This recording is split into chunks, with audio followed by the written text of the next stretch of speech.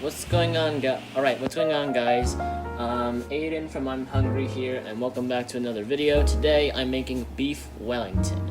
Now, I am not the first one to come up with this style of recipes, but I'm gonna give it a go though. Now, I only made this once, so I'm gonna give it my best shot to make it again. So here we go. Heat on, and we're gonna put in some olive oil. This is actually infused with rosemary, which is actually pretty nice. So yeah, we're gonna add in like a tablespoon of olive oil in there. And 2 tablespoons of butter.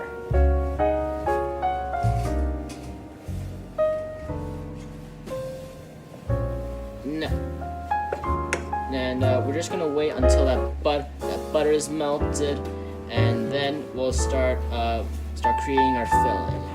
Butter is all melted, guys, so we're going to work in with 1 shallot. Now, if you don't have shallots at home, you could substitute with 1 tablespoon of regular onion.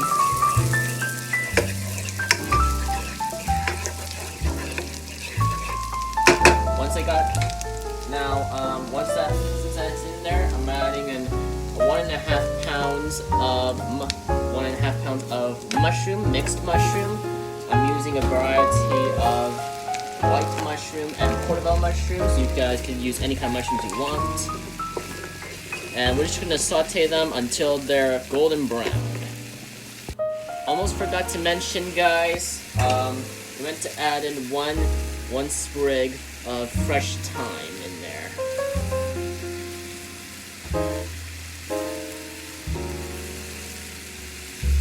One sprig of fresh thyme goes in.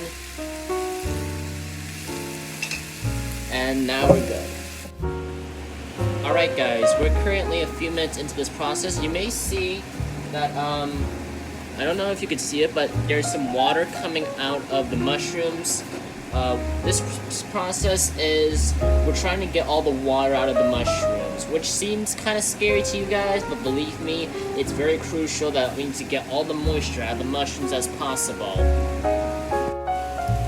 Alright guys, we're currently 10 minutes in, and the mushroom should look like this.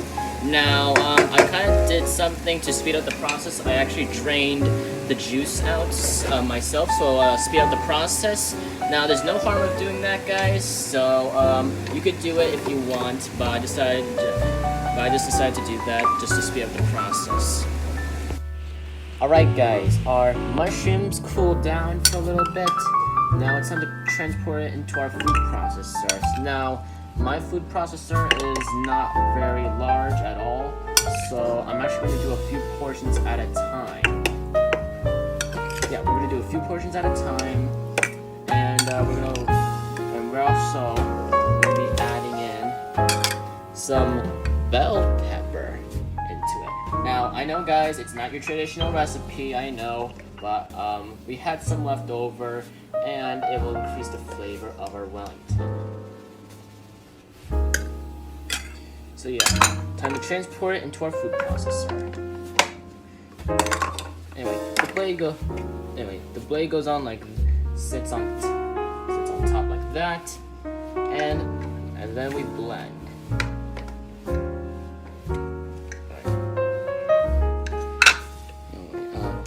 How do you use this thing actually?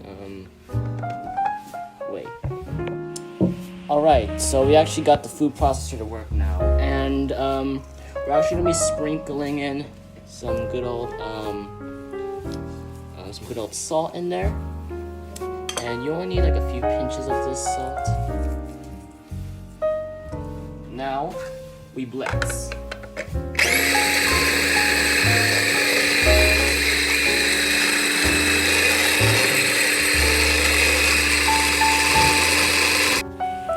Alright guys, remember I told you that we have to draw all the moisture out? So what we're actually going to be doing right now is we're going to take the mushrooms that we just blended up, and we're going to refry them so that we can once again draw all the moisture, because the beef Wellington, for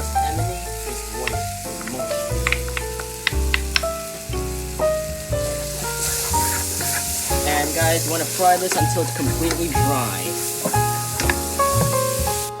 Alright guys, while the filling is cooling off, let's start with our star of the show, the meat. So over here, I have 2 pounds of beef tenderloin over here, and I'm going to be seasoning it with a generous amount of salt and freshly ground black pepper.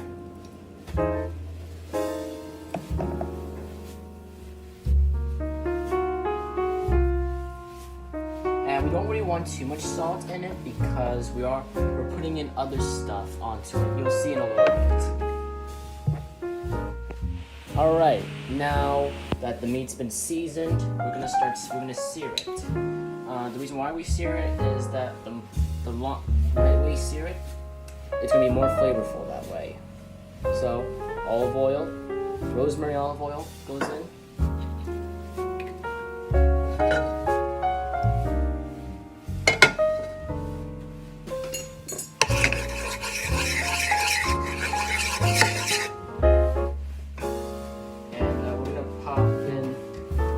In a sprig of thyme, and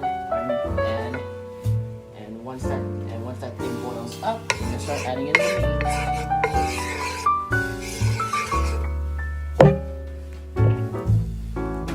Alright guys, in goes the meat.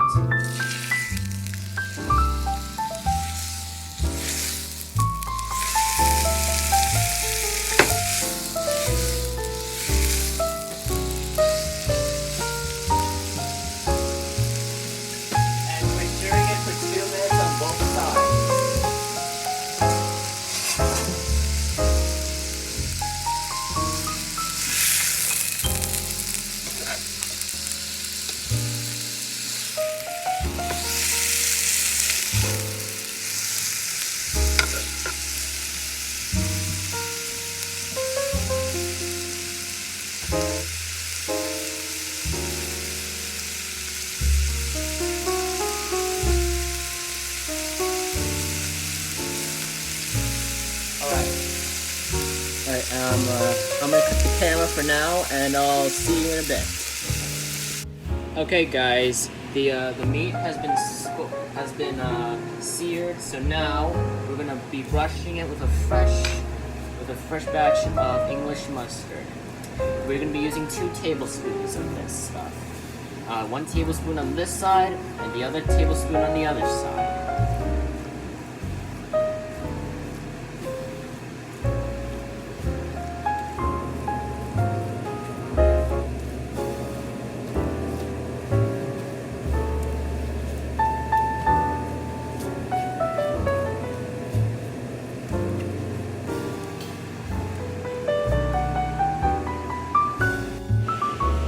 Alright guys, I got 12 slices of prosciutto here. I'm going to put our filling directly onto the prosciutto.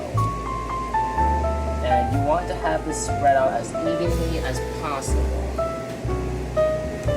So we're going to put some large chunks on the prosciutto, and then we'll start assembling the Wellington. Alright guys, I got all of the mushroom duxelle onto the prosciutto. Now it's time to add in the meat. And how we're going to do this is we're going to put our meat in the middle of the prosciutto and mushroom, and we're going to roll it. Now this requires a bit of practice, but believe me, it's not that hard. Just trust me on this one.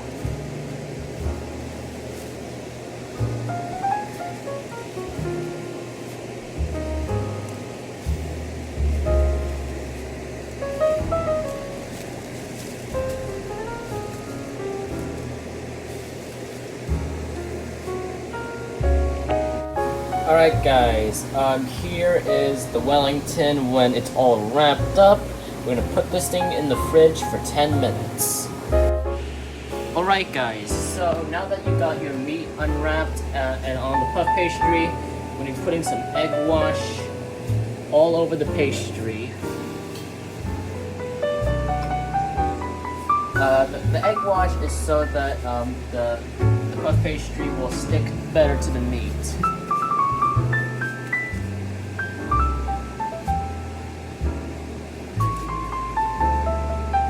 Alright, once you got that covered, it's time to wrap this monstrosity. And you need to be very careful not to break the puff pastry, or juices from the meat is going to leak out, and we really don't want that to happen.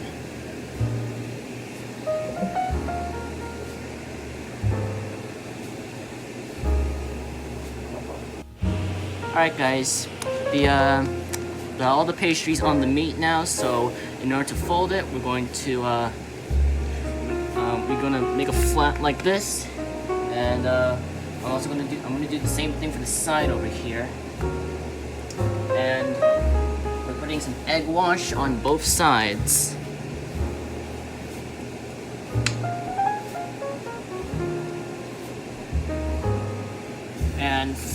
And do something like that so it will be completely secure all the juice.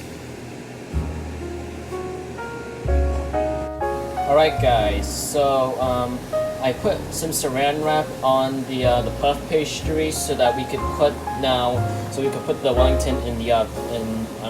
Not the oven, the refrigerator. And we're gonna put it in the refrigerator for 20 minutes to maintain its cylindrical shape. Alright guys, it has literally been taken all day, but we finally managed to pull off this. Look at this Wellington. Now, no joke guys, this literally took us all afternoon, but we've been able to do it. So, hope you all enjoyed this video. I hope you find this recipe helpful. If you do, please leave a big thumbs up. And as always, Happy New Year, and also Happy New Year, and I'll see you in the next video. Okay guys, today we're making samosas. Now I asked you on your Instagram that if I got 5 likes on my samosa photo post, I would do it, and 20 of you liked it, so I have no choice but to do it now. So here we go. So 2 tablespoons of oil going in. Also guys, we have a brand new setup. So yeah, as I just said guys, I have a new oven setup over here. So we're going to be having brand new recipe videos in this kitchen. So leave a like, subscribe, and turn on notifications to make sure you stay tuned for other recipes. Okay, alright guys, so we'll start off by, let's see here. We'll start off by adding some cumin seeds to the pan.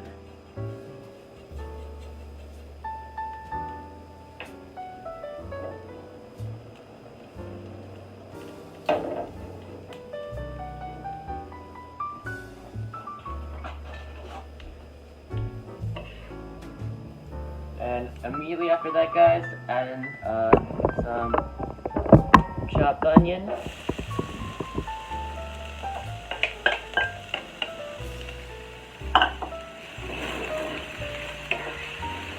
And we're actually going to turn on the fan, guys.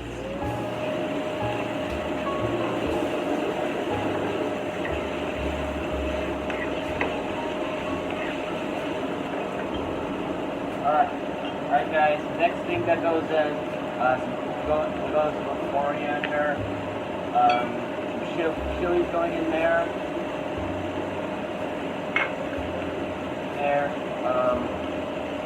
chili powder and chili flakes, and also we add in some ginger and garlic powder in there. Now usually guys, you're going to use ginger garlic paste, but I don't have that at the moment, so I'm just using that. If you do have fresh ginger and garlic, mince that up yourself, but I decided to just take a shortcut.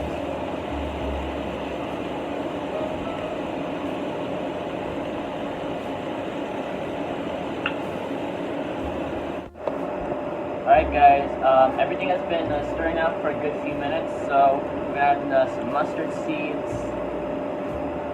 and we're also going to add in some lime juice.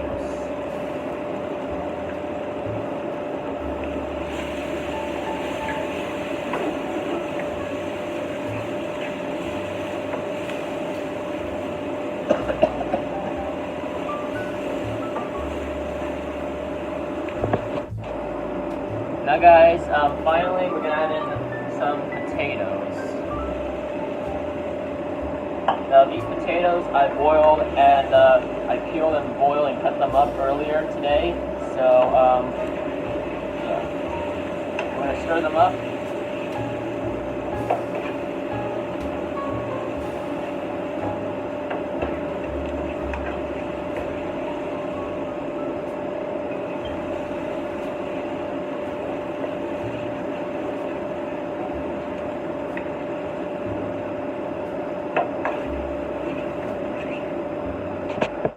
A few moments later. Alright guys, we have 2 cups of all-purpose flour here. So what I'm going to do, we got a teaspoon of mustard seeds. And we're just going to mix that all into the flour until they're evenly distributed.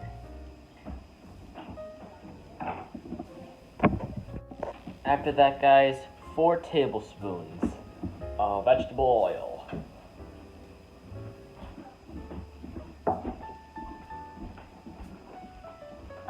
And following that, we're also going to add in a teaspoon of salt in here.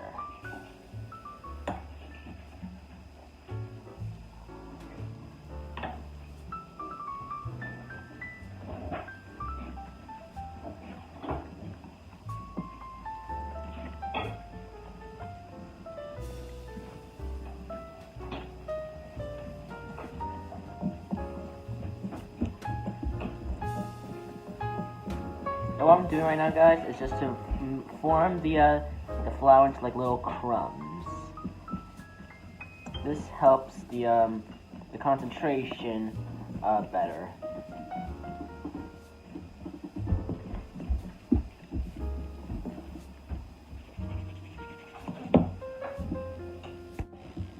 Alright guys, we have all of the oil mixed in. So now 160 ml of water and mixing it with my hand at the same time.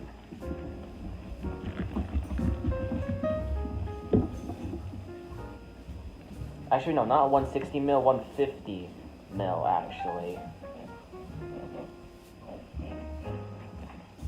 And now it's starting to form this kind of like dough.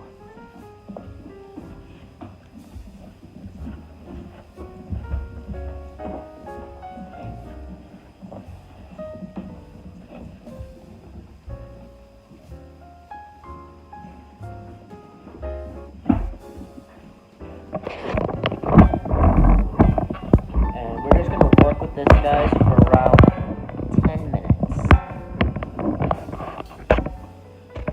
1 hour later. Alright guys, it's been an hour since I've left the dough rising. So now what I'm going to do is, I divided them into 10 equal pieces, and I'm going to roll them out into some flat disc like this.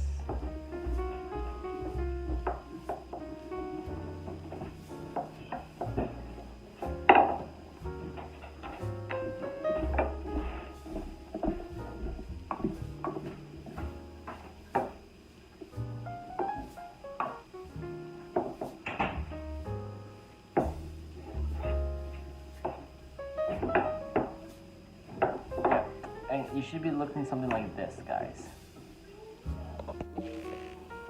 And guys, what we're gonna do is we're gonna slice the dough disc in half.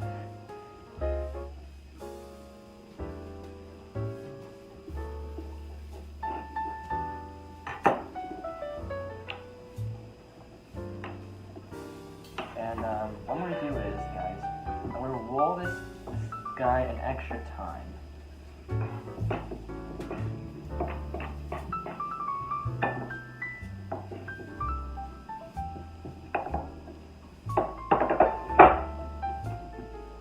And what we're gonna do now is we're gonna fold it,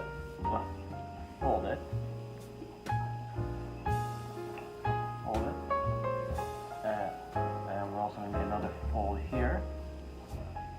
And we're just gonna put some water on the edge that'll stick.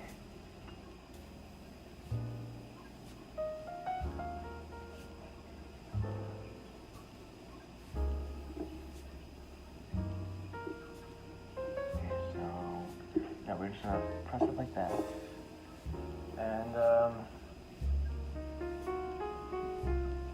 And now on to the next step.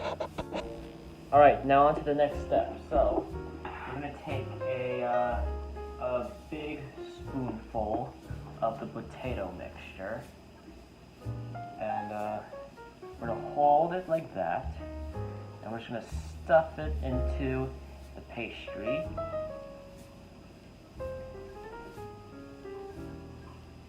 Yeah, make sure it's very nice and firm in there, and we're also going to put in a little bit more so that it will also fit in. It should come up to the rim like this over here. And after you're done doing that, you're going to, again, take some water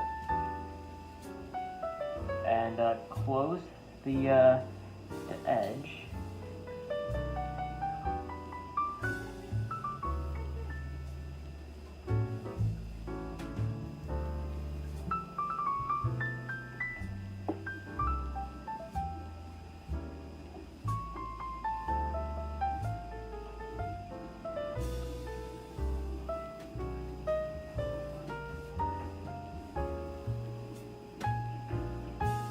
And yeah, you want to make it very flat so that all the stuffing stays in there. And there we go. We got a little samosa here. So I'm gonna pick this back up once I finish doing the rest, and I'll see you there. Alright guys, I'm just gonna give you a close-up view to teach you how you do this again. So, we have half of the dough here, which I just cut up. We're just gonna fold it like a little pyramid, or like a triangle. Make sure it's flattened, like that. Open a hole here. Make sure it's nice and sealed, and we have our hole here. Now, big spoonful of the potato stuffing.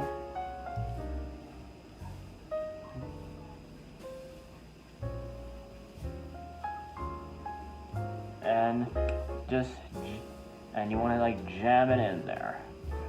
Don't jab it in too far, guys, because the dough is gonna rip, and that's no bueno. So, okay. And I'm actually gonna put in some more in here because I really like a lot of this in my samosas. And again, I'll take some water, put it on the outside here, and then pinch here, and then just work my way up until it's all been closed.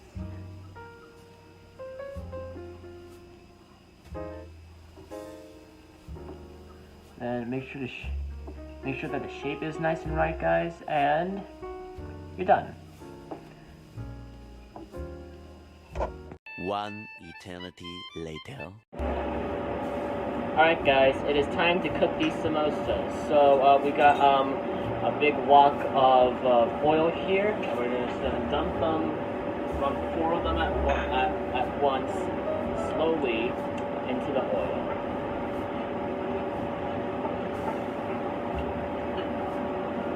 Now, there's not really like a cooking time to this, guys. We're just cooking it until the crusts are crispy.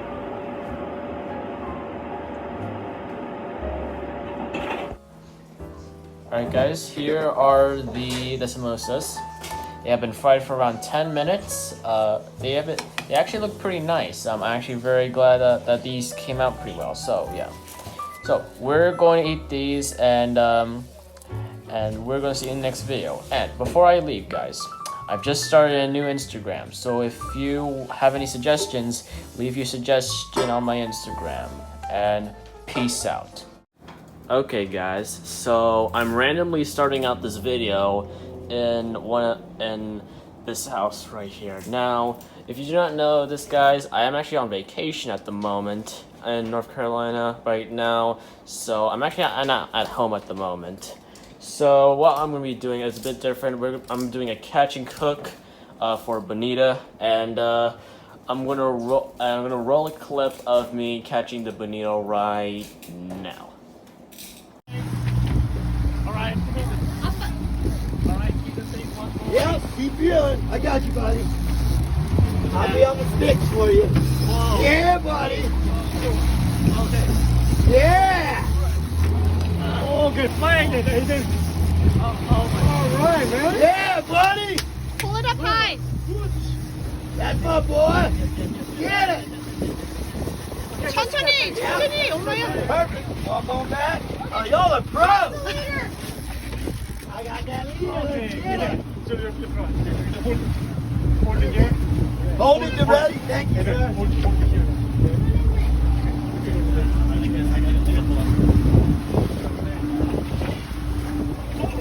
Good.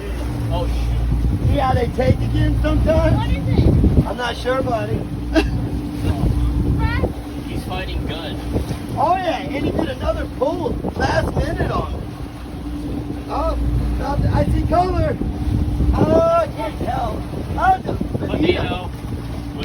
Woo! There it is. Yeah. All right. So now that you've seen the footage, guys, here's the bonito right here. He's just chilling right here, in the cooler. Basically, getting ready for sashimi. And what we're doing right here, we have another of these two of the bonito right here. We're just cutting him up just like that. And the fish over there is going to be for sashimi, while the other one's going to be for steak. And I'm going to go to the cooking process right now. Okay, guys. So we're just trying to get all the meat off of the fish right now. So as you can see, there's a lot of meat that comes off of these bonito fish right here. So yeah, this is pretty much like the freshest sushi you could get, like fresh from the ocean, fish that you caught from yourself, which is a bit rewarding if you ask me. So yeah, after we cut up these tuna, I want to show you just exactly how we're going to cook these guys. Alright guys, so right now we're cooking the tuna in butter right now, and that's what we're going to be doing right now, and I'll show you what we're going to be doing after this is cooked. Alright guys, now we didn't put any seasoning on it, so the seasoning of choice will be some good old Old Bay seasoning.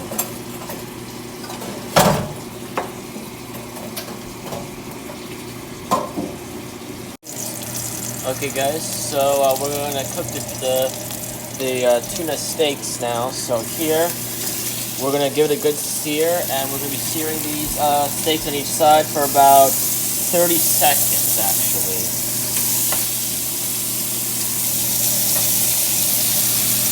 And still there. Alright guys, so now we're going to cook probably the most expensive part of the fish. The hamachikama. One goes in there, one goes in there, one goes in there, one goes in there, another one, and another one. And I'll see you when this thing is fully cooked. Alright guys, so we have our beautiful tuna bonito over here. We have the hamachikama, we have the seared tuna, cooked on the outside, raw in the middle, and we have the fresh tuna sashimi. And so yeah, hopefully you enjoyed this video, and like always, peace out. Hey guys, today I'm going to show you how to prepare a Thanksgiving turkey. So let's get started. Okay guys, so I got 3.5 sticks of butter here, and what I'm going to do is I got the juice of around 2 lemons, and I'm just going to pour everything in without getting any seeds in here.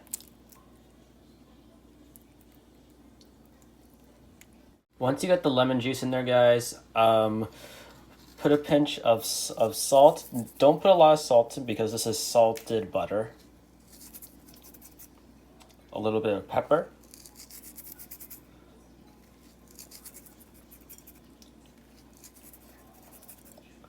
And the zest of 2 lemons.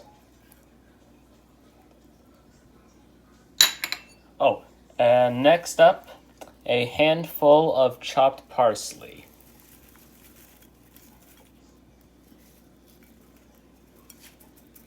Now on to the next step. After that, guys, put around 5 minced garlic cloves. And then take a silicone spatula and mix.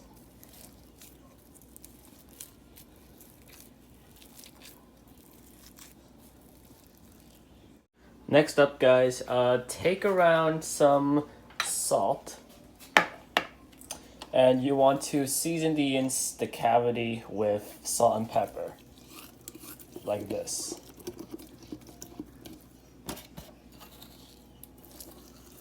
Now you want to get the entire cavity seasoned so everything will turn out nice and flavorful. Once you got the salt in, add in a good amount of black pepper in there and also do the same thing with the salt.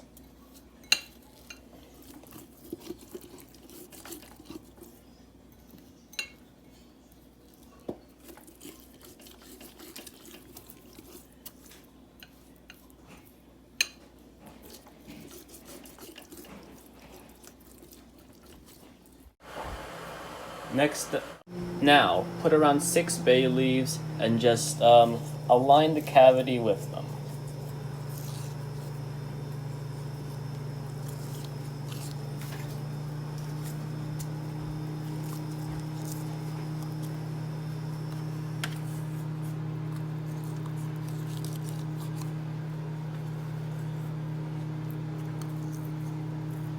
There we go. And now on to the next step. Okay, guys, so the next step is to take that butter that we made, around half of it, and just put it into under the skin like this.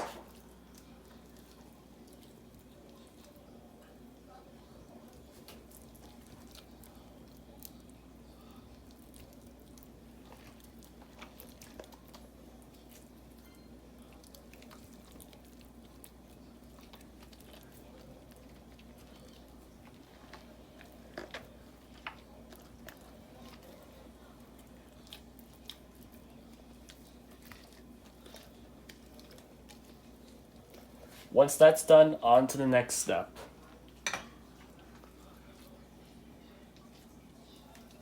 That you mentioned. The next step, guys, is to put the remaining butter on top of the breast. Like this. And just massage the breast with the butter until you get something like this right here.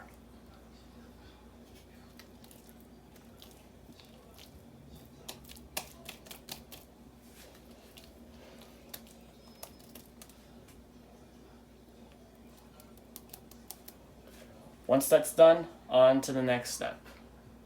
Okay guys, so right now we have the oven preheated at 428 degrees Fahrenheit, and now we're going to take our turkey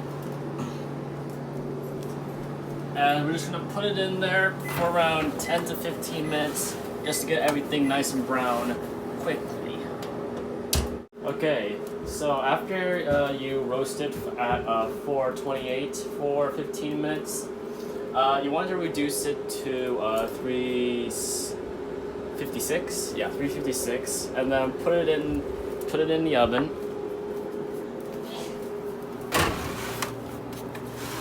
And you want to have it in there for 3 hours.